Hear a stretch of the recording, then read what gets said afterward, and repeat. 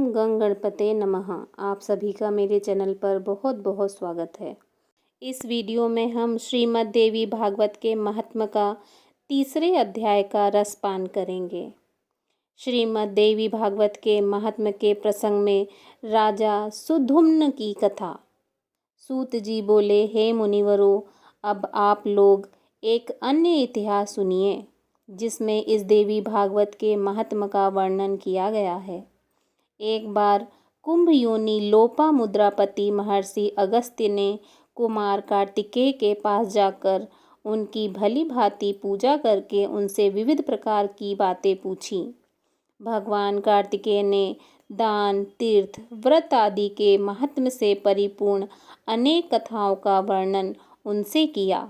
उन्होंने वाराणसी, मणिकर्णिका, गंगा तथा अनेक तीर्थों के महात्म्य का अत्यंत विस्तार पूर्वक वर्णन किया। उसे सुनकर अगस्त मुनि परम प्रसन्न हुए और उन्होंने महातेज संपन्न कुमार कार्तिकेय से लोक कल्याण के लिए पुनः पूछा। अगस्त्य जी बोले, हे तारक रिपु, हे भगवन, हे प्रभो, आप मुझे देवी भागवत के महात्म्य तथा उसके श्रवण की विधि भी बताइए। श्रीमद् देवी भागवत नामक पुराण सभी पुराणों में अतिश्रेष्ठ है, जिसमें तीनों लोकों की जननी साक्षात सनातनी भगवती की महिमा गाई गई है। कार्तिकेय बोले, हे ब्राह्मण, श्रीमद् देवी भागवत के महात्म्य को विस्तार पूर्वक कहने में कौन समर्थ है। मैं इस समय संक्षेप में इसे कहूँगा, आप सुनिए। जो शाश्वती सच्चिदानंद स्वरूपा, भोग तथा मोक्ष प्रदान करने वाली जगदम्बा हैं, वे स्वयं इस पुराण में विराजमान रहती हैं। अतएव हे मुने, यह श्रीमद् भागवत उन जगदम्बिका की वांगमयी मूर्ति है, जिसके पठन एवं श्रवण से इस लोक में कुछ भी दुर्लभ नहीं है। विवस्वान के एक पुत्र हुए, जो श्राद्ध देव नाम से प्रसिद्ध थे। संतान रहित होने के कारण उन राजा श्राद्ध देव ने वशिष्ठ मुनि की अनुमति से पुत्रेष्टि यज्ञ किया। तत्पश्चात मनु श्राद्ध देव की भार्या श्रद्धा ने यज्ञ के होता से प्रार्थना की, हे ब्राह्मण, आप कोई ऐसा उपाय करें जिससे मुझे कन्या की प्राप्ति हो।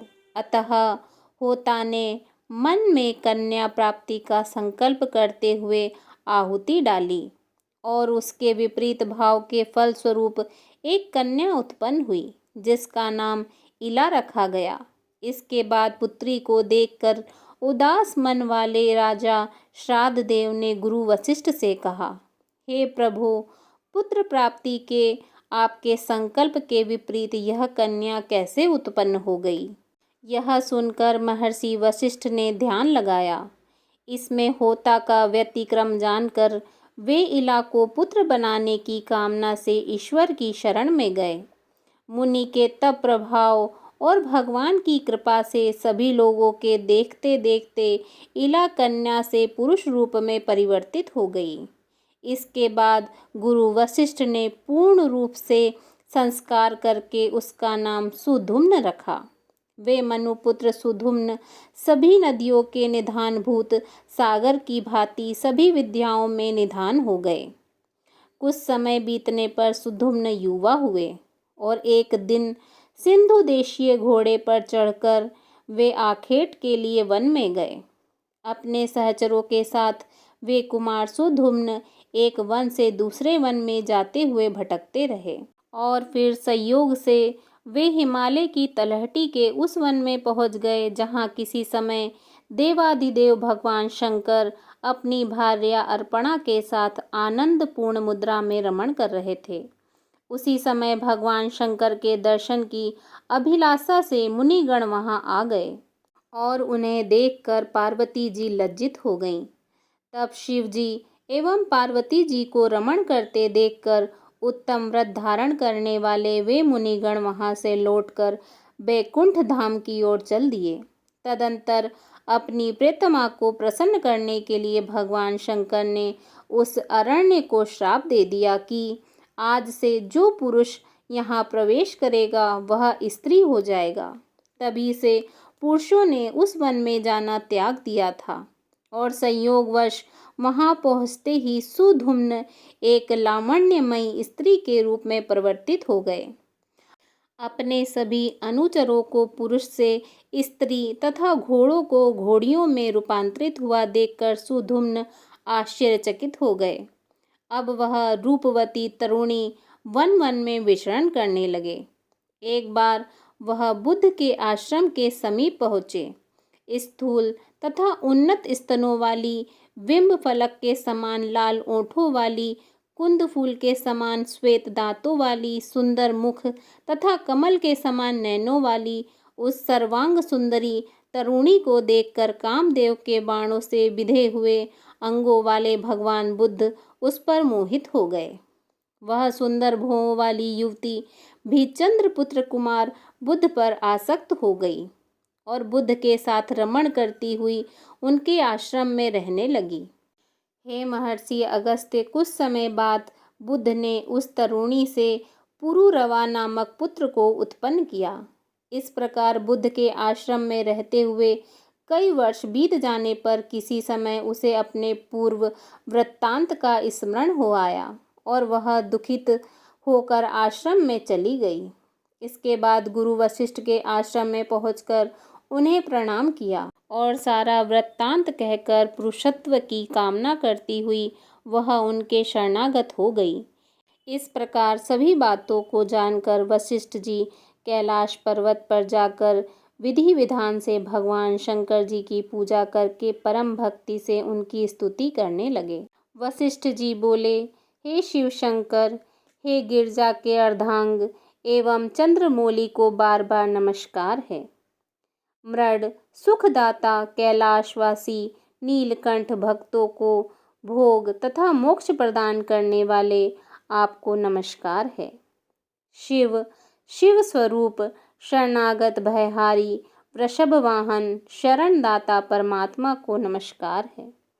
सृजन पालन तथा संहार के समय ब्रह्मा विष्णु तथा महेश्वर रूपधारी देवाधिदेव वरदायक तथा त्रिपुरारी को मेरा नमस्कार है। यज्ञ स्वरूप तथा याजकों के फलदाता को बार बार नमस्कार है। आप गंगाधर सूर्य चंद्र अग्नि स्वरूप त्रिनेत्र को मेरा नमस्कार है।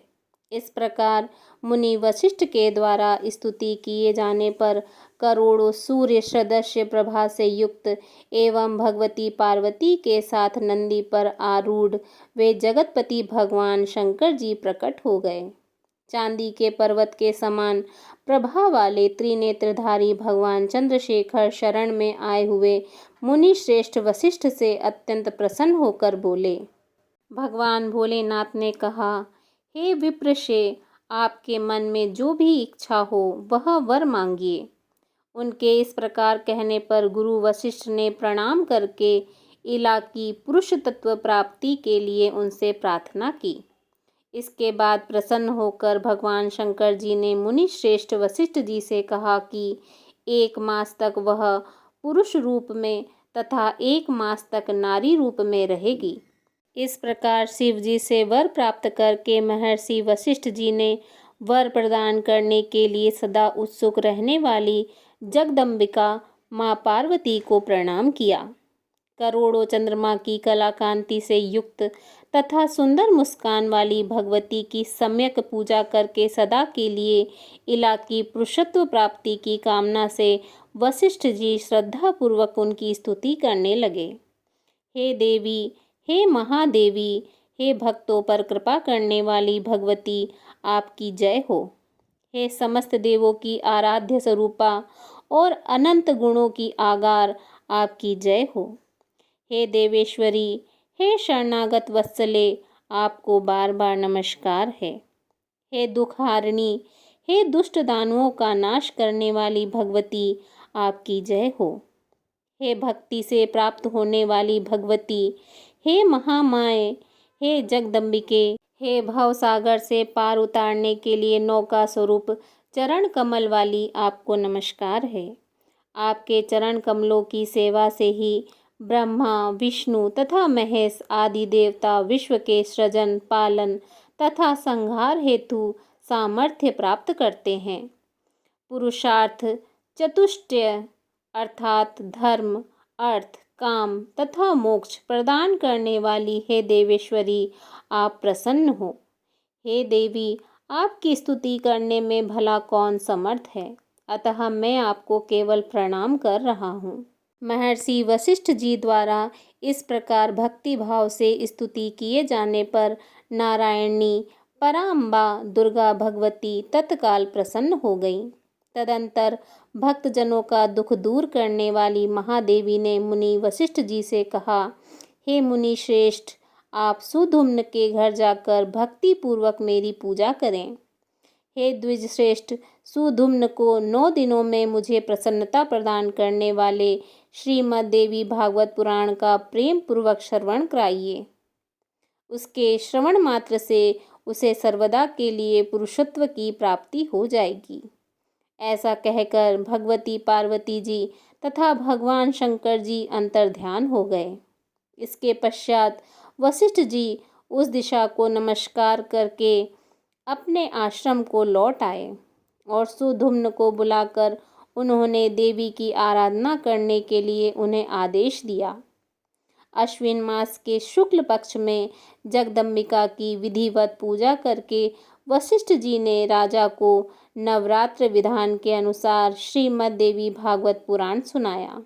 इस प्रकार अमृत स्वरूप श्रीमद् देवी भागवत पुराण को भक्ति पूर्वक सुनकर और गुरु वशिष्ठ जी का पूजन वंदन करके सुधुम्न ने सदा के लिए पुरुषत्व को प्राप्त कर लिया। महर्षि वशिष्ठ जी ने सुधुम्न का राज्याभिषेक किया और वे प्रजा को प्रसन्न रखते हुए धर्म पूर्वक भूमंडल पर शासन करने लगे।